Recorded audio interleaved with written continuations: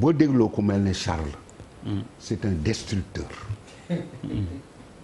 li muy wax yépp dara amu ci ñun liñ jàng ak la réalité bi am yow ku la déglu du avancer il faut faire des pas xam nga léegi fu ñu toll la franc CFA vivre nañ ko pendant 70 ans xam nañ ne baaxut est-ce que dañ ciy toog wala dañuy jëm seeti leneen léegi ñu ngi bëgg a seeti leneen ngeen nañu leneen loolu yi ñuy seet bu dikkee moo lii benn la wala mooy yées mais man duma ko nangu danaa seet leneen lii ñuy seet bu fekkee yegg na déglu ma wax la différence réellement danañ am une politique de crédit maanaam suñ économie danañ ko mën a financer bu boobaa lañ koy mën a financer lu tax mënu ñoo financer léegi suñuy économie intégration bi mu ñëwee danañ bari réserve gars yi indi ni suñu réserve yi ñor ko banque centrale géré ko bu ko banque centrale géré Charles boo bëggee tabax kër tu vois crédit lyonnais ou bien crédit agricole defe naa crédit agricole ñooñu ñu lebal la xaalis à un taux préférentiel bu ko defee ngay tabax kër kii di tabax kër kii di jënd oto man may voyager bu ko defee foofu la ñuy créer une industrie mais boobu la industrie am parce que il faut des crédits bancaires pour que ay ndax les entreprises sénégalaises amuñu autofinancement da ngay leb ci banque yi gannaaw léegi fii mu ne intégration amul indil ñu suñuy devise amuñu suñ monnaie le taux de base bancaire banque centrale moo koy fixé muy 8% banque bi lebal la teg ci 4% ay assurance à 16% boo jëndee doo ci génn boo defee investissement Sénégal doo ci génn loolu problème boobu la booy importer wala ngay exporter am ku la préfinancé bu ko defee dafay am répercussion sur les exportations et sur les importations c'est-à-dire sur la balance commerciale dikk ci balance des paiements déficitaires boobu mu changé bu ko defee à cause de la monnaie.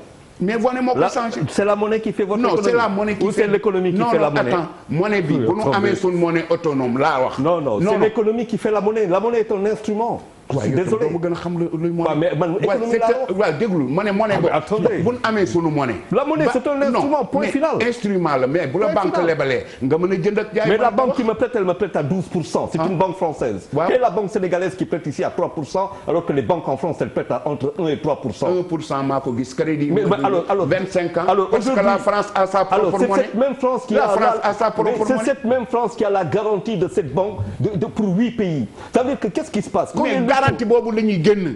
ci la ñuy génn ah non mais non ci la ñuy génn Charles. mais c'est dit ci la ñuy génn mais bu ñu nekkee toujours ci garantie bi.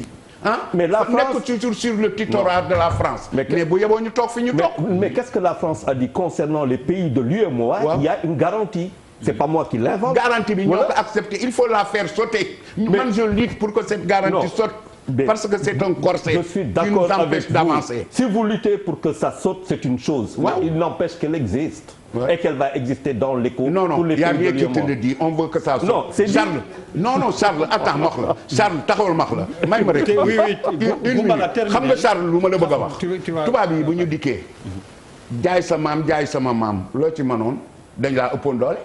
ñii dem di dem ba yàgg ñu ne jaay bi amatul dañ leen di coloniser ñi dem di dem ba yàgg ñu ne nañ leen def indépendance nekk ci gannaaw bàyyi leen noonu ba léegi ñu ne léegi indépendance léegi on va vers une indépendance totale vis-à-vis de la France loolu leen bëgg mais àggaguñ fa.